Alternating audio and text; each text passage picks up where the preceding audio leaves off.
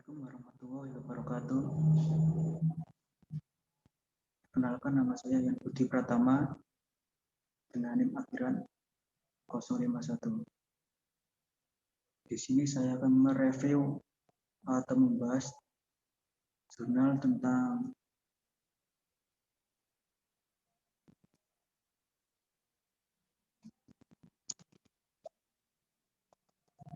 effect of grain refinement on fracture toughness and fracture mechanics in AJ31 magnesium alloy.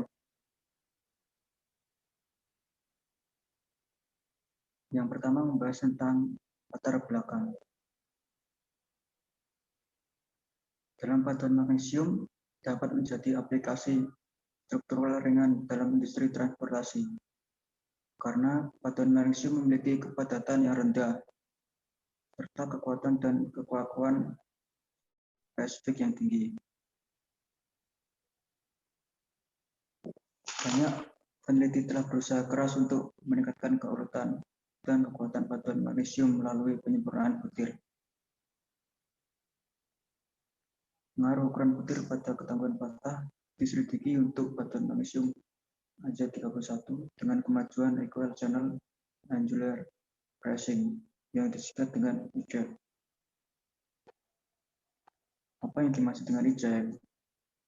IJEP sendiri merupakan suatu proses penghalusan ukuran butir atau spesimen dengan diberikan gaya regangan plastik secara menyeluruh. Proses IJEP telah terbukti menjadi proses yang efektif dalam pemurnian butir pada paduan magnesium. Penyempurnaan butiran dapat meningkatkan ketangguhan patah dalam paduan magnesium. Somekawat dan kawan-kawan telah mempelajari pengaruh tekstur dan ukuran butir pada ketangguhan patah yang diekstruksi, dan mereka telah menarik kesimpulan bahwa ketangguhan patah lebih tinggi pada arah ekstruksi daripada arah normal. Selanjutnya membahas tentang tujuan penelitian. Dalam sebuah penelitian pastinya memiliki tujuan masing-masing. Tujuan dari penelitian kali ini adalah menganalisa pengaruh penyempurnaan butir-butir terhadap ketangguhan patah pada paduan magnesium AJ31 dengan cara IJEP. Jadi dalam penelitian kali ini kita menyempurnakan butir-butir dengan cara memperbesar atau memperkecil ukuran untuk mengetahui besar kecilnya ketangguhan patah yang dihasilkan. Selanjutnya membahas tentang metode penelitian. Dalam metode penelitian, saya bagi menjadi 3 pembahasan. Yang pertama membahas tentang bahan dan spesimen. Bahan yang digunakan dalam penelitian ini adalah paduan AJ31. Kita memakai proses IJEP. Proses IJEP sendiri dilakukan dengan cetakan yang memiliki sudut internal sebesar 90 derajat dan sudut luar sebesar 20 derajat. Kemudian bilet diputar searah jarum jam sebesar 90 derajat ke sumbu longitudinal antara lintasan berurutan. Pemrosesan IJEP dilakukan pada suhu 553 derajat Kelvin pada 2 lintasan pertama. Kemudian diikuti oleh 538 derajat Kelvin dan 523 derajat Kelvin untuk lintasan ketiga dan keempat dengan kecepatan penekanan konstan sebesar 20 mm per menit. Selanjutnya, spesimen dengan IJEP yang berbeda ditetapkan sebagai IJEP N seperti gambar 1. Simbol N ini memberikan arti tentang nomor pengujian.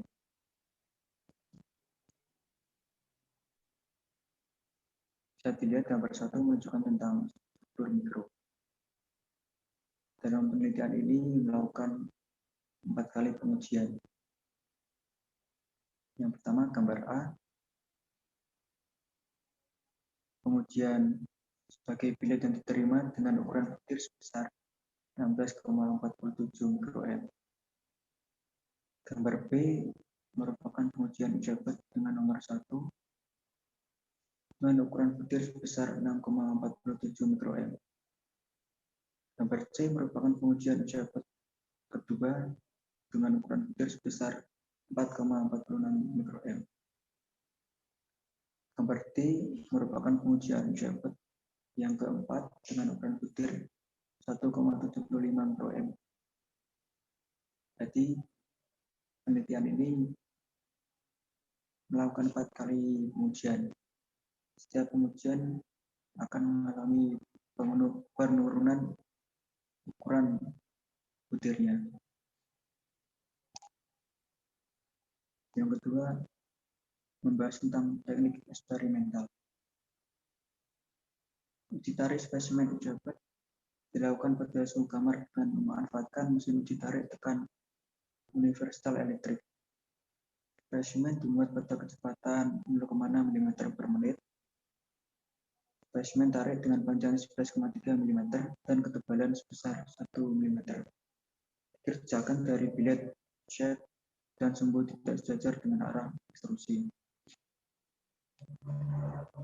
Uji ketangguhan retak dilakukan sesuai dengan ASTM I399. Spesimen adalah sampel tekuk 3 titik dengan ukuran 3 x 6 x 30 mm. Spesimen dikerjakan langsung dari bilet shed dengan tarik normal ke arah ekstrusi, seperti pada gambar 2.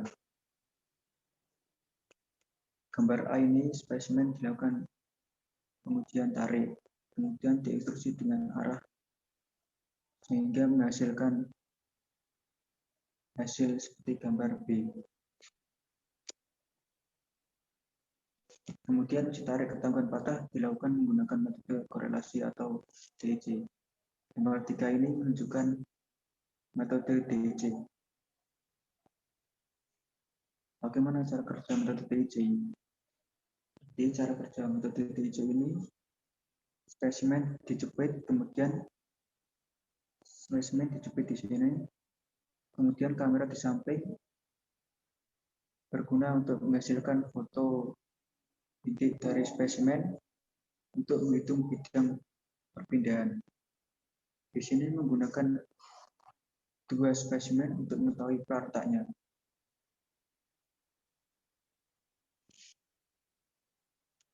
Praletak alami dibuat di ujung taki spesimen melalui retak lelah. Struktur mikro kas praletak dari spesimen patahan yang dikerjakan dari bilet yang terima ditunjukkan pada gambar 4. Bisa dilihat dari pada gambar 4.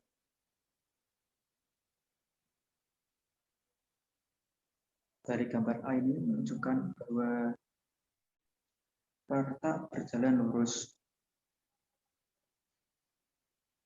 Sedangkan pada gambar B ini menunjukkan bahwa praletak berjalan melintasi butir. Praletaknya lebih panjang B daripada gambar A. Yang ketiga, membahas tentang hasil dan pembahasan. Dalam hasil dan pembahasan kali ini dibagi menjadi 2. Yang pertama, properti tabel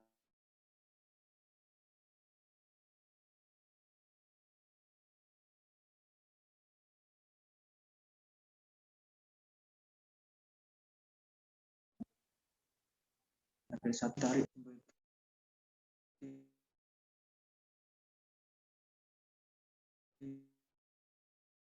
menunjukkan ukuran butir, penurunan ukuran butir di tabel 1 ini.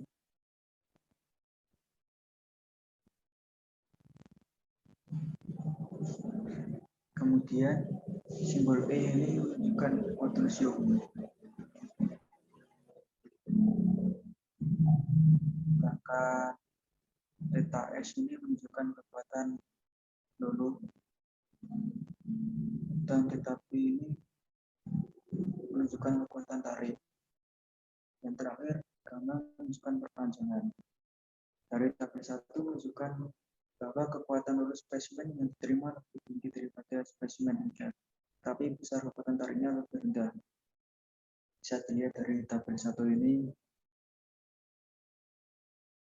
nilai kekuatan peluru dari spesimen yang diterima dan disimpulkan dengan theta X ini memiliki nilai yang besar daripada pengujian yang lainnya.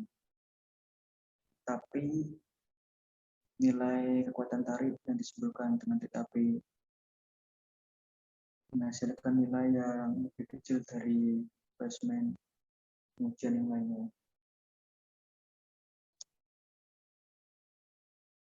Sifat fraktur. Hasil uji ketangguhan tercantum pada tabel 2. Dalam penelitian ini, karena dimensi sampel tepuk 3 titik tidak dapat memenuhi persyaratan ketangguhan pada bidang regangan, maka dipilih perbincangan terbuka ujung retak atau CTOD untuk menggambarkan properti fraktur dan ketangguhan fraktur batuan aktif tersebut.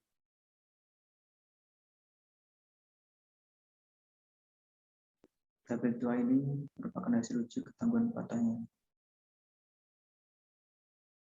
Dari tabel 2 ditemukan bahwa CTOD pada saat kritis ketika beban meningkat seiring dengan menurunnya beban butir.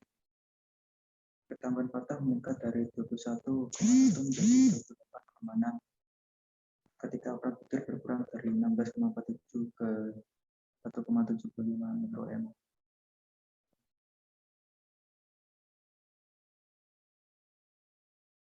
Bisa dilihat dari tabel 1 ini menunjukkan ukuran butir. Di sini spesimen yang diterima memiliki sebesar 16,47, kemudian jabat yang ke-1 6,47, yang kedua jabat kedua sebesar 4,46, kemudian jabat yang keempat sebesar 1,75. Kita lihat di sini mengalami penurunan ukuran butir. Tapi dengan penurunan ukuran butir tersebut akan menghasilkan nilai ketangguhan patah yang besar. Ketangguhan patah di sini disimpulkan dengan huruf KC.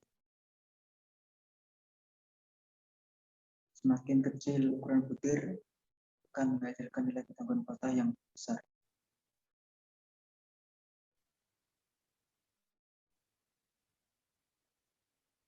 Baik, akan saya lanjutkan.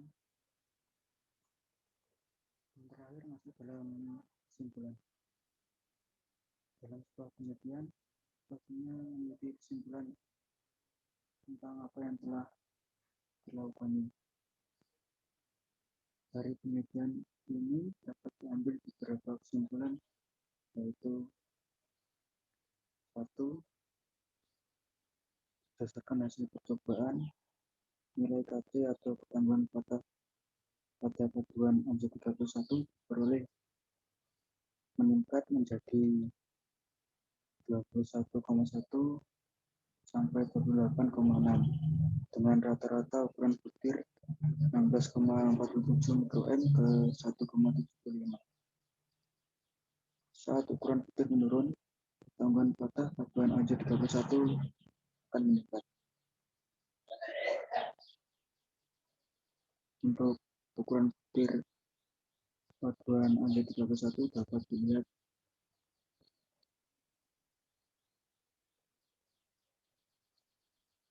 dalam tabel 1. Ukuran butir dilambangkan dengan huruf B. Di sini dapat dilihat bahwa spesimen yang diterima memiliki ukuran butir sebesar 16,47. Terus kemudian kedua, jabat yang ke-1 memiliki ukuran butir 6,47. Jabat kedua memiliki ukuran butir sebesar 4,40. Jabat yang keempat memiliki ukuran butir 1,75. Jadi dapat disimpulkan bahwa setiap kemudian mengalami ukuran butir.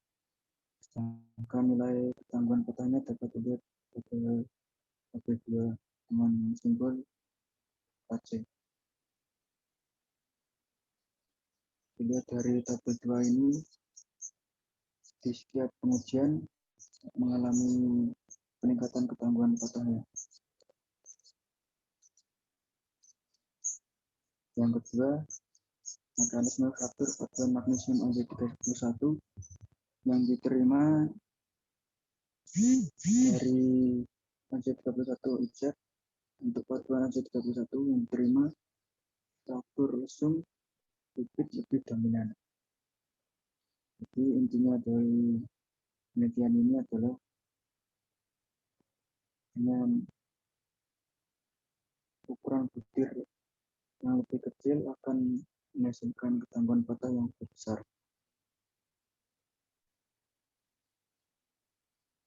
Baik, terima kasih presentasi dari saya.